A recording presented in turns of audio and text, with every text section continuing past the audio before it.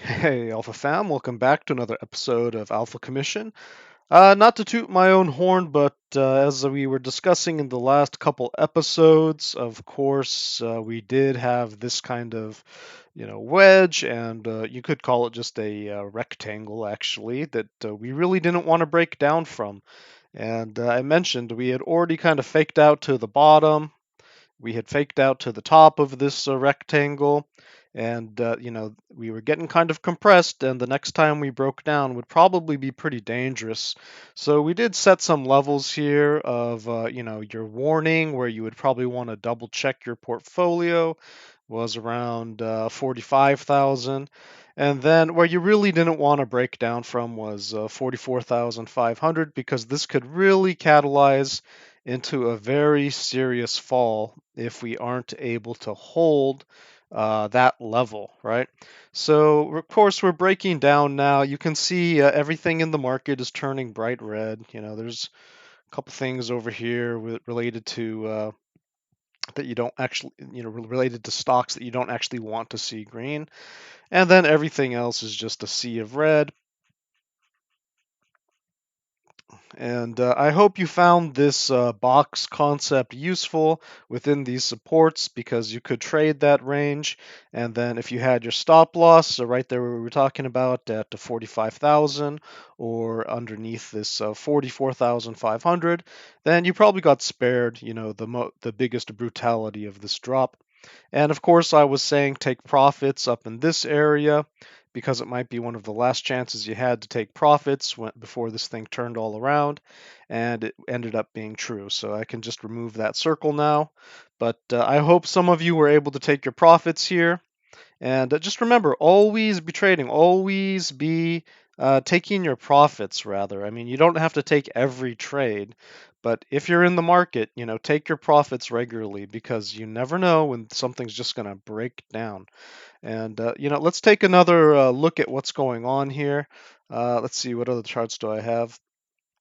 Yeah, so here you can see I had that diagonal, and I told you this diagonal fib, this fib channel was going to be some strong resistance. And I had marked this channel.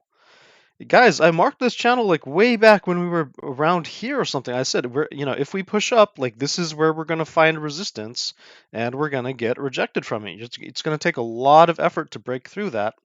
And what I was letting you know is that you can mark these things out for previous areas on the chart where we had those kind of fib channels, and every time, of course, we got like a second bounce, but we ended up breaking down every single time we had these type of fib channels displayed.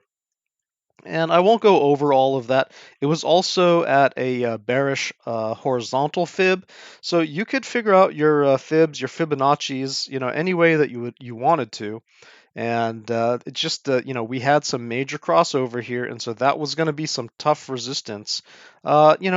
In addition to whatever else horizontal that we might have, those diagonals were at play, and you can see it in the price action. This is a diagonal. This was not a horizontal, okay? This wasn't like two horizontals that attacked us. This was one diagonal, and it was a fib channel, okay?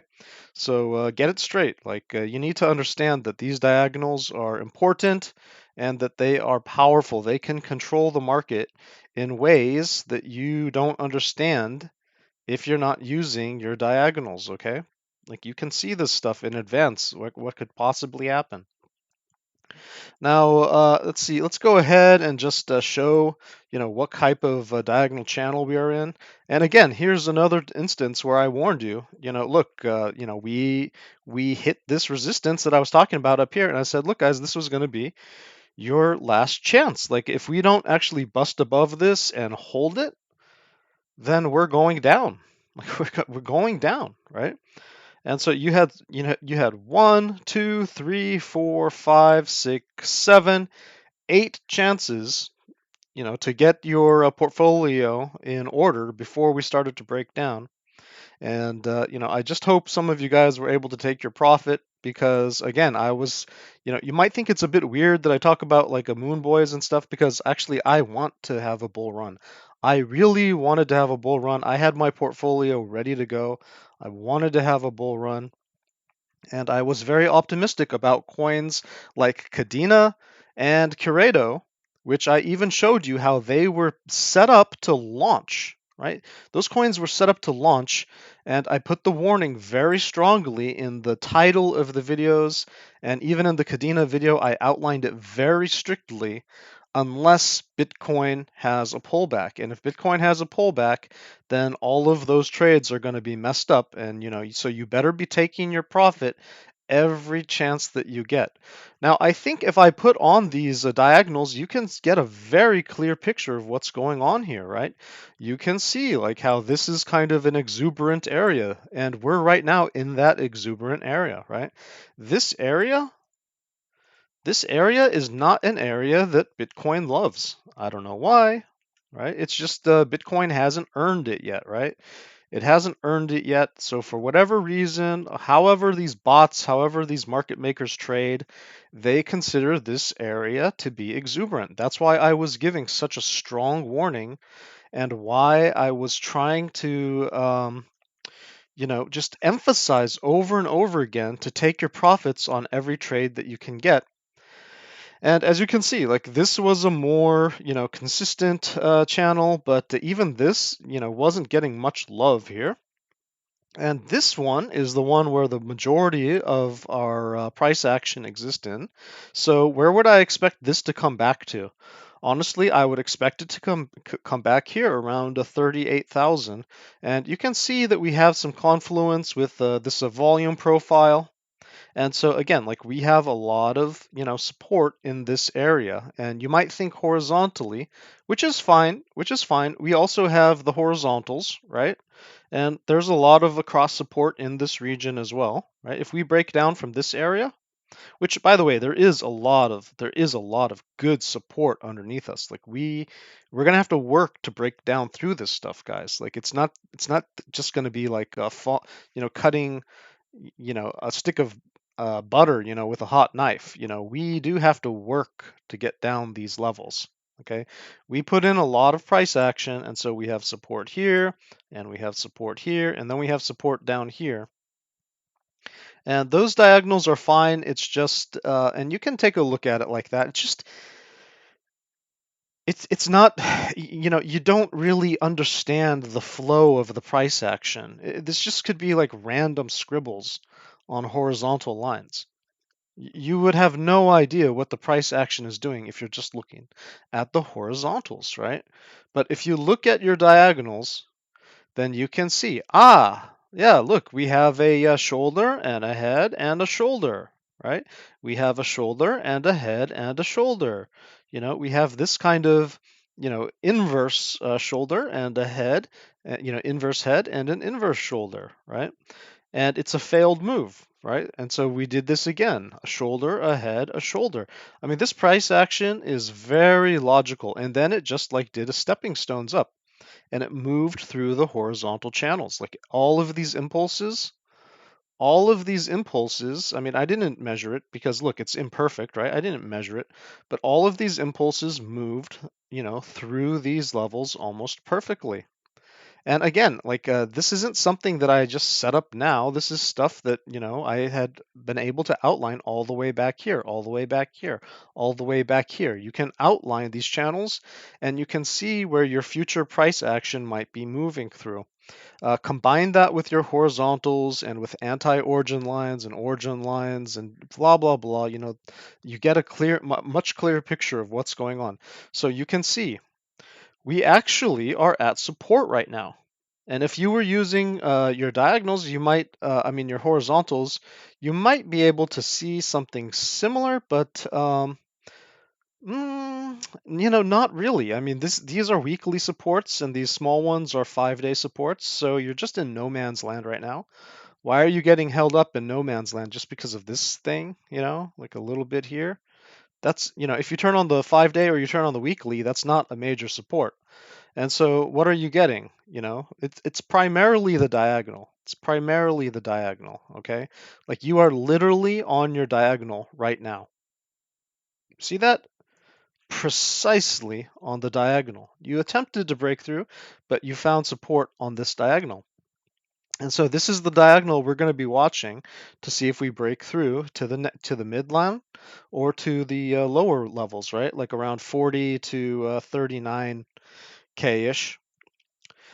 And let's go ahead and see what else we have here. Some cross diagonals. Yeah, you can see that we also had this uptrend, right? Because we weren't just in a downtrend. We actually did put in an uptrend for a while. And so this uptrend is also why we ended up breaking down from here, whereas we consolidated here and we wicked under it, but we came right, we sat right on top of it. See how perfect that is? The price action sat right on top of this diagonal, right? It consolidated here, popped up to this diagonal fib, and then it broke down right to the diagonal. It broke down again, consolidated there before falling all the way, all the way to the mid channel. Look at that. It's almost perfect. It's almost perfect in how it aligns with the other diagonal, right? Like right here. It wicked down to this one, but it got, it found support up here. So what does that mean? What does that mean? Well, we have these cross diagonals going here, so potentially we can turn this area into support and flip it around. More likely, we would have some work to do before that happened. And anyway, you can see that there are these two big channel areas, right? Like this area and this area that we might have to sort through, before we could continue on our way if we were going to be bullish, right? Or get on top of it before we go back. So maybe this was a shoulder, this is a head, and then we put it in like another, inverted shoulder, sort of like what we did here, right? And so, and then, but we would want to take off. We wouldn't want to dump again. So if you take a look at these things, you can see you can also see how we might fall, right? And if we do end up falling, just like we fell here and here and here and here and here, then this would be an area that I would target somewhere between $38,000 to $40,000. And I'm really not looking at the mid 50s right now unless we can reclaim the top of both of these channels that I have marked out here, which we don't have yet. So again, it's going to take some time. And let me go ahead and see. Yep, there's those pullback zones that I was talking about. Here's another diagonal that we just like all three of these intersected in the same area, right? And so that's where we are. Like that's literally where we are, right? Like our price action is finding support here, and it might just be temporary. It might just be temporary. So don't take this for granted.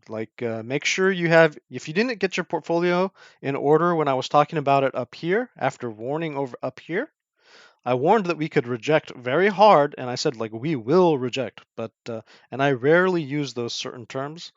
But you can go and review the videos. It's probably the only time I ever said that we will reject. And we did reject, right? Hard. And so if you didn't get your portfolio in order here or here on the breakout, when I said if we break down from here, you better get your stuff in order, then this is kind of like your last chance before we start testing these lower levels, right? There's no guarantee that we're going to get down here, but at least you should have a game plan just in case it does happen. Just in case it happens, right? And again, I'm not in the predictions business. I'm not trying to make any type of a call. I'm just saying where I could see this going. If we do get into these levels, then there is a high probability that we could break down lower to the $37,000 area, where we do have kind of this last resort diagonal to support us in terms of double support. After that, we start having very thin support, which just relies on the horizontals and this downward channel. And so that could end up pushing us down, right? This upward channel is what we have to support us to get back up. So as long as we're hanging out above 37,000, I do think that we have some type of structure that we can rely on to get us back up and perhaps even back into a bull run. Just doing one of these checkbacks. Like this didn't derail us, right? This didn't derail us, and if we fall here, it doesn't have to derail us. A lot of people think that it will, but I'm not there yet. I think if we do lose this last line of support, then yeah, I'm going to be pretty bearish. I'm going to be pretty bearish. And for this one, it's going to be approximately 37,500-ish. We lose that, I'm just going to be, totally all out of the market, right? But if we just hold this area up here, like between 40,000 to 39,000, then, maybe that's even a possibility for a turnaround, right? You've seen this. You've seen this happen before, where it just turns around. And maybe we just kind of slowly climb our way back up, this type of stuff. No one said this had to be the breakout that succeeds, right? Sometimes you have fake outs, right? And then you go. And so maybe this was just the fake out, right? Maybe this was just the fake out. These charts are not perfect. Like these are human beings trading. These are bots programmed by human beings. These are market makers. That are paid to follow certain rules that are made by human beings. So all of this is very sloppy, right? It is technical, but it is very sloppy. And so yeah, there is the possibility that we can just just get in here, kind of just skirt around, reclaim, and then go on our way. And that's very possible. But if you look at the history of Bitcoin, then of course, I've outlined some things for you in the past, which is this algorithm. And again, not to toot my own horn, but actually, yeah, to toot it, right? Like, this has been 100% accurate. Follow this algorithm. You buy in here, you sell in these boxes, and then your ultimate sell chance is here, and then 20% drop. Buy in here, sell up here, last chance, 20% drop. Buy in here, sell here, last chance, 20% drop, right? And every time, if you follow this algorithm, you could make just infinite amounts of money, right? This was just the printing machine, right? This was the software. This is the ghost in the machine for Bitcoin. And if you had been following this, you could have been a millionaire. And if you were following it here, I mean, it predicted exactly this top, and potentially a 20% drop. What does this 20% drop correspond with? It corresponds with primarily open interest, right? So open interest and different, um, liquidations of an over-leveraged asset. But at the same time, we also have regular changes in the VIX, right? And let's see, where would this 20% drop bring us? Yeah, right there, right? 38,000, maybe 39,000, 40,000 on this diagonal support. Right? So that would be highly confluent with the other things that I was showing you. And, what was I pointing out on the VIX the other day? I was saying, like, we were in that really nice territory. And I said, it's just very weird for the VIX to, like, have this type of smooth curve, right? To have this smooth curve down. Usually it's very choppy. And I mentioned we are going to get some chop. And if we get chop, stocks are going to go bad. You can see it's a very red day. And we did. We had a 30% jump in the VIX, which means volatility spiked. Go back and look at my last video, right? I was telling you guys, like, this is highly likely to happen. And so you guys need to take your profits, right? And expect that, like, this could cause some serious chaos. And we can chop around for a while, but we might even come back up into these terrible levels of volatility, which could just like destroy the market in May. Okay, could just destroy the market in May. I'm not trying to be sour or anything. I don't really have a preference. I actually do lean to the side of wanting a bull run because I think bull runs are better than the risk of a crypto winter. I do not want a crypto winter. I understand you can make life-changing money at the bottom of the market of a crypto winter, but crypto winters can also last for like 1 or 2 years. Like they can literally last like way longer than you would expect them to last. Okay, and especially we have, recessions coming up, perhaps a global, war, we have all of this stuff going on, right? Inflation, an era of increased interest rates that could last, a year or two, you know, because they've just let of inflation go, the last, 3 or 4 presidents have just allowed inflation to just get crazy out of control. And so we're returning to a period where we're going to have to start increasing interest rates, and that's bad for investors. Okay, that's bad for investors. That's just the bottom line. And so we don't know how long a crypto winter could actually last, right? And so, although I'm sure crypto is going to come out great on the other side of it, and we're just going to like boom, and we're all very early, I would rather have a bull run than I would rather have a crypto winter. So I hope that we have a bull run. I'm not being a bear. I never wanted to be a bear. I honestly just want a bull run. But I'm not trying to be biased one way or the other. I'm just looking at the markets. Of course, we were saying like this could have just been a bullish pullback. It wasn't likely, but it could have been a bullish pullback, and then we could continue on our way, maybe with other pullbacks later. But of course, what I mentioned to you is that we had to watch to see if we were going to get rejected and maybe come back down to these levels. If that happens, then Bitcoin comes along with the ride. Okay, if this thing is actually going to put in a higher low, that would be pretty okay for a crypto. Maybe we could then continue on our way. But if it continues down, or worse, even breaks below this level, then that's going to be pretty much disastrous for crypto, right? That's going to be crypto winter territory. Okay, so we don't want to see the stock market headed down again, but that's exactly what it's doing right now. It's getting rejected from these levels. This is looking like it was a relief rally, and it wasn't really a true continuation. Now we could wait around a little bit because maybe it's going to find support here and it's going to turn around. You never know, but we have to kind of pay attention to what's going on, right? I mean, technically it's just entering that kind of golden zone right there on the fibs. And so maybe this thing is going to just turn around and we can continue on our way, right? With maybe just this week being a little bit of troublesomeness for us. But guys, like you want to be trading your positions. You want to be taking profits when you can because you don't know what's coming up next. This economy is crazy, okay? I mean, it's the whole world. It's not just the United States. It's the whole world. Every country's economy is really, really screwy this year, okay?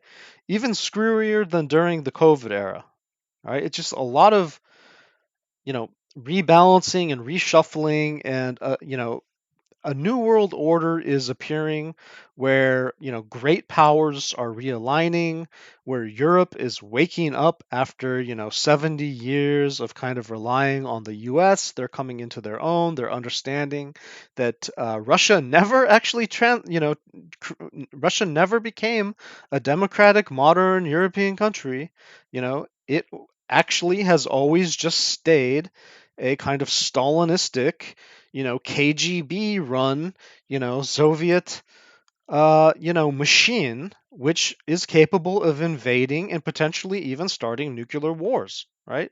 And which keeps its own population basically at the level of slavery, where it shuts off media, it shuts off the internet, it doesn't, it puts out propaganda constantly. We are in a very crazy age where now China is a superpower just like that. Russia is a superpower just like that, and Europe is starting to militarize again. So we don't know what the future is going to bring. Take your profits whenever you can. This world is getting crazy.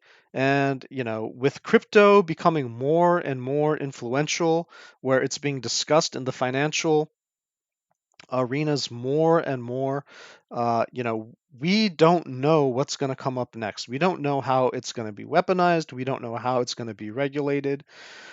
We don't know what the next year or two is going to look like. We do know it has a bright future, a very bright future. But I think that there is a lot of mess that we have to get through in this world before all of this stabilizes.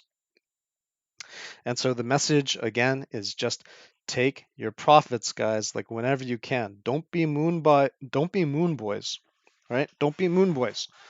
Just take your profits whenever you can. And if we do have these, kind of moments of pullbacks where, like I say, after 20% pullback, right? It's usually a good time to buy in. So if we, this was a fall of greater than 20%, but then it ended up settling around 20%, and you could have bought right there at that 20% pullback, and you would have had a great entry, and then you would have want to sell as often as you could on whatever pump that it had, and you could have made a massive amount of profit just by buying this area and selling here. But you got to do it quick after the fall. You don't want to wait too long because you're going to fall to the next level, possibly, right? You're possibly going to fall to the next level. And then if you got in on the next fall, right? If you got in on the next fall of 20%, you just bought, blindly at a 20% fall, then you sold it as soon as you had a pump, you made profit. You put money into your pocket. You put food on your table. And you don't hold it for too long because we could have another 20% drop. And if you bought just blindly there and then you sold as soon as you could, it doesn't matter you didn't sell at the very top. You sold as soon as you could, right? Like as soon as it made good sense for you to like sell and have a small amount of profit, you could sell. And then Bitcoin might have another 20% pullback. And then you buy blindly there. Like this strategy is a winning strategy, guys. Like I'm giving you the cheat code. you know, I'm giving you the cheat code. I developed the algorithm. It works. Every time it works. And so sell every chance. Sell every chance you get. 20% pullback. Just sell every chance that you get. And again, if we only have like a 5% pullback, you don't want to be buying that, right? It's just too little room unless you are really sniping stuff and you're like taking profits very quickly, right? Like you're just really flipping stuff. You want to wait for 20% pullback anyway, right? So if we get into that 38, $40,000 region, then that's going to be an area that would be really juicy to buy. And then just whatever we do, we pump up, you take your profits, right? Even if we end up collapsing down. If we pump up more, who cares? Like, who cares, right? You can still trade some small areas of consolidation, even if we continue to pump up. But eventually we'll have a 20% pullback again. And then you can buy in the new area. And then we're going to pump up again, right? If we're bullish. And if we go down, you're going to be really happy that you sold at a reasonable level. Don't be greedy, guys. Right? Don't be greedy. You don't have to catch tops and you don't have to catch bottoms. And you don't have to always be trading. You should only be buying in areas where you have a nice, juicy 15 to 25% pullback. You have a 15 to 25% pullback, then you sell. All right, you sell, you buy in and you sell whenever you get like a 10% pump, okay, on Bitcoin. That's a lot. That's a lot for alts, right? Like alts can have like 2 times to 5 times what Bitcoin's doing. So that's like a 50% gain, right? A 20% to 50% gain. That's great. That's great. So sell every chance that you get. And of course, I was warning you to do that with, these type of coins like Cadena, right? Which, to its credit, is still within that. The reason why I put out a video on Cadena is because I knew once it got into the squeeze formation, it's probably going to hold as long as it held, over that midline, right? We are breaking down from it, but we haven't broken down from our curve. We're still at that purple support area, right? We're still at this purple support area, and so we're still in this trading range. And, your stop loss can be here outside of the curve. But as long as we're inside of this curve, we're just still part of the squeeze. And let's see how Curado's doing. Curious about Curado. This is on my list. Yep. Yep, Curado broke down. Okay, guys. So Curado, this was a buy-in level, and Curado broke down. So I have to delete its squeeze play, guys. Like I have to delete Curado's squeeze play. Curado is now just in this kind of. Well, look, it didn't violate the horizontal channels that I set out. You see this purple? This is purple channel, right? This macro channel. It actually didn't violate it. It held it completely intact. So maybe Curado's squeeze is just going to take longer, right? Maybe it's just going to take longer than I thought, which is possible. Like these things can go at their own rates, right?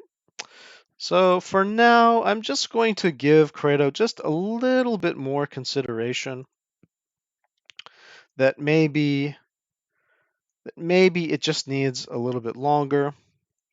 And again, unless it breaks out of these, unless it breaks and just completely violates this mid channel, this purple mid channel, in which case I would expect it to start testing the bottom of this green channel down here, right? Or at least into this area, which this was actually just meant to be a stop loss.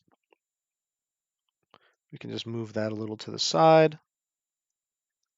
Just give Credo a little bit more breathing room. As long as it's holding this mid channel, I'm not going to be a hater on Credo.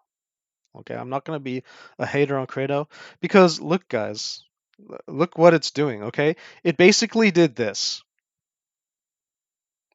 and I'm just going to ignore the extremes. It basically did this. Okay, this is what Credo's doing, and I think if you use your diagonals, you can really see that. You can really see that, right? And so we're just like down here again, right? Bitcoin kind of pushed it back down. And so as long as Credo like is still on this path, then maybe it wants to like come up here and just like pop out eventually, right? Pop out eventually.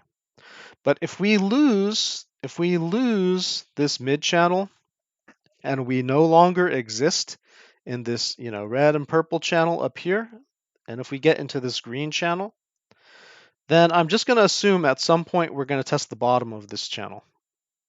And so that's why your buy area, right? Or I should say my buy area because I'm talking to myself, not giving you guys any financial advice, is around that $2, right? Around $2. And if we ever broke down lower than that, which I think it would take a lot of effort to break this lowest channel, right? It's almost going to be impossible, to be honest, right? I mean, it could happen, but it's almost impossible. Like then you could buy whatever you want, like to $1.50. But otherwise, I would just say, hey guys, like $2 Credo is going to be a great deal, right? A great deal. And if you can get it as low as $1.50, hey, why not? I did have a fractal for Credo that showed that. I don't know if I want to bring the fractal back. I think some of you guys get offended by that stuff because you think I'm saying that the price will go there, but to be honest, it was just, it was just a concept. It's just a concept, right? And so, if you take a look at everything that I've, made here, which, sorry, it's kind of busy. But if you take a look at the price action of Credo, it's kind of following this path, right? It's kind of following this path. Yeah, I thought it was invalidated, and it might be invalidated. Maybe this really was the low that we were going to get. But there is this possibility that it just comes down, kind of touches these areas, and then goes back up into its channel. Like it's done stuff like that before. Okay? Like there's nothing special about Corredo. And look, it's fractal. Look at that. That's weird. I never even noticed that. It's fractal even honors this channel. That's very weird. But guys, I think that the devs changed the program for Credo. See, around this area, it might have been this one or this area. Around these areas, like right here on this mound, I think right before Credo was about to collapse, the devs stepped in and they changed the code of Credo. They reprogrammed it. So this master origin line, it may not be applicable anymore. At least not the low end. Because what they did is right here, they reprogrammed Credo. And the CEO and the dev team, they said, "Hey, we're gonna make Credo even more scarce. We're gonna make it more valuable." And I think that's why we didn't end up breaking down. I think we would have followed this fractal, but we didn't break down. And I think that I think his name's Josh Goodbody or something like that. Something. I hope I'm getting that right because it would be embarrassing if to say that, and that wasn't his name. But I think that's his name, and I think these guys are taking care of their coin. Okay, so also don't be surprised if Credo just continues to work its way through here. Yeah, maybe it dips down or whatever, but maybe it's not as traumatic as this fractal would have suggested. Okay, maybe it's not as traumatic as these kind of like weird kind of fractals that it has. Okay, maybe it doesn't do that because they changed the code. They changed the code, right? So that makes Credo an even more valuable proposition. And so I think as long as we're within this squeeze bounds, within this purple mid channel, this kind of like origin line of Credo, and as long as we aren't this area like really has a lot of confluence right here for these two, for this curve and this mid channel. So yeah, really, yeah, I would say 240. If you're still holding on to your Credo, like a 240, I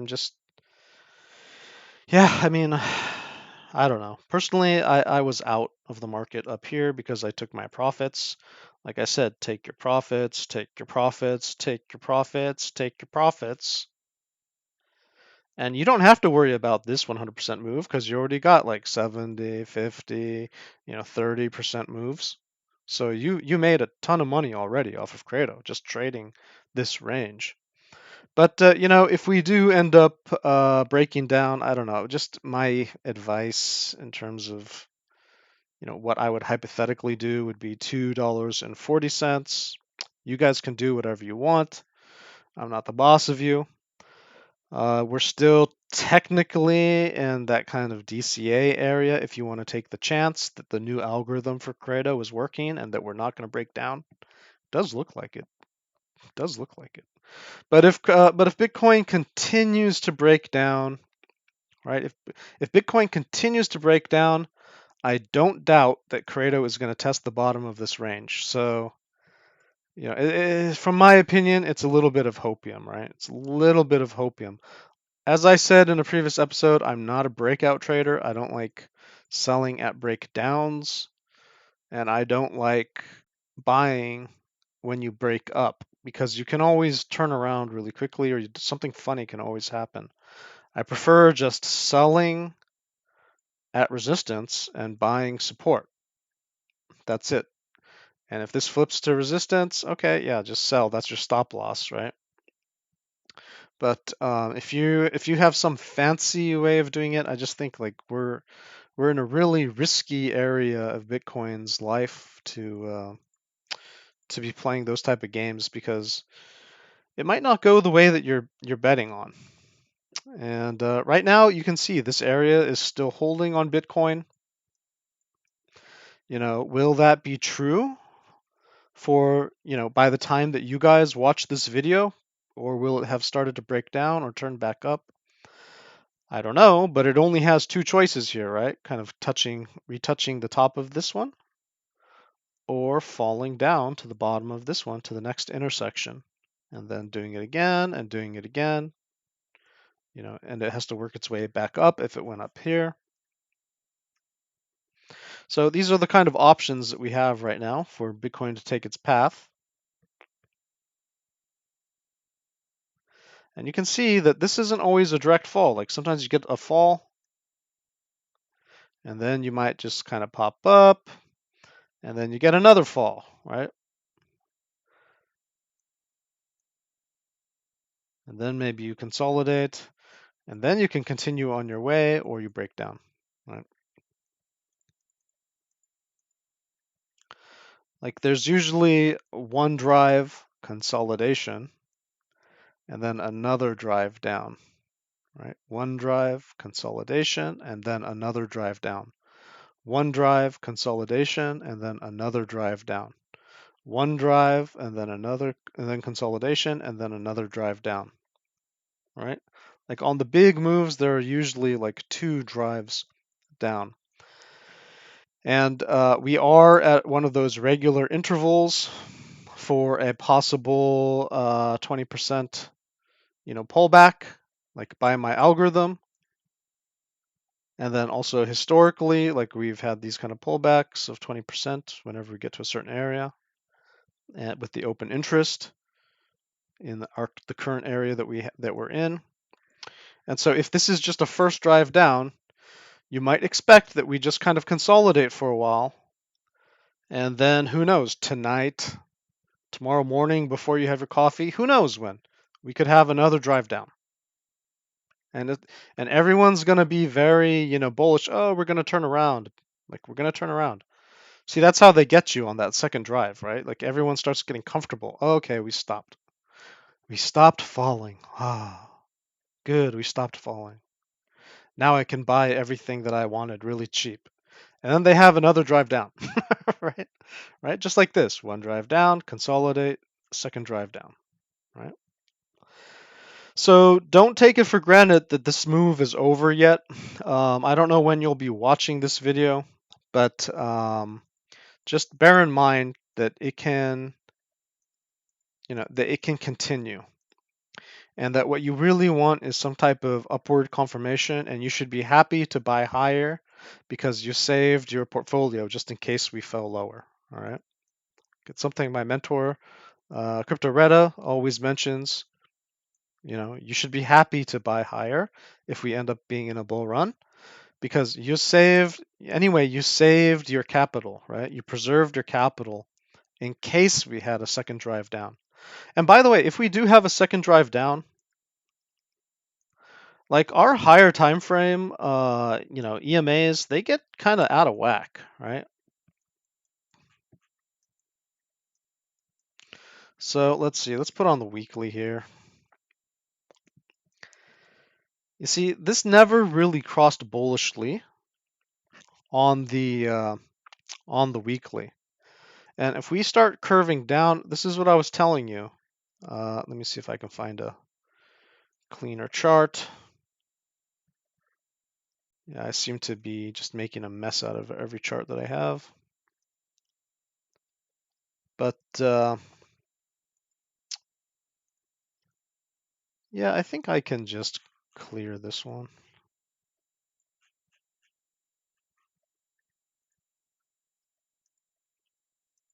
Yeah, these lines don't mean much anymore. Don't even remember why I had all these circles. Probably some abstract point. But let me go ahead and modify these EMAs also so you can see a little bit more clearly.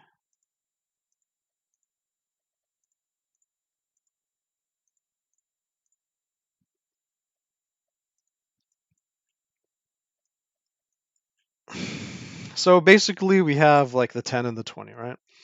And they never crossed bullishly. A bullish cross would have been like if they came across like this, and then the red one was on top.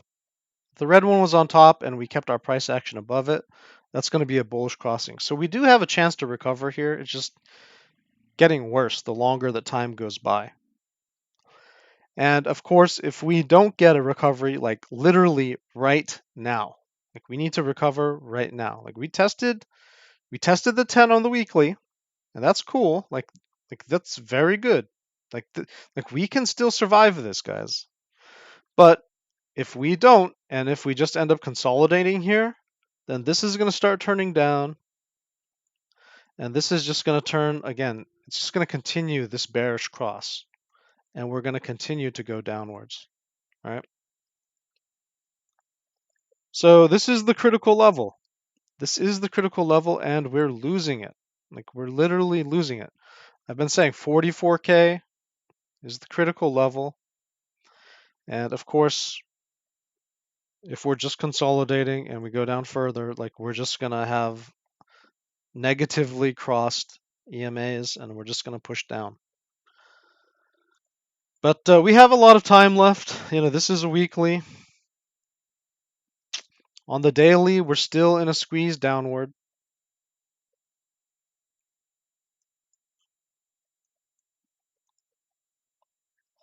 And for our supports, we're literally at critical support to maintain an upward channel.